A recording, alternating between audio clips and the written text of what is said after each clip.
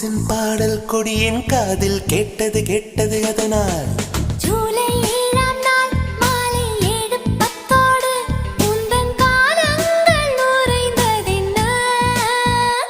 உன்னை முதலாய் முதலாய் பார்த்தது மூச்சே நின்றது நின்றது அதனால் உன் உயிரின் பெண் வடிவம் நான் தானே, என் உயிரின் ஆண் வடிவம் நீதானே.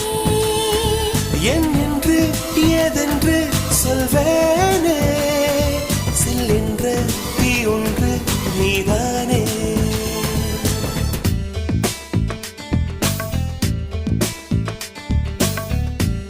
சகியே சகியே சகித்தால் என்ன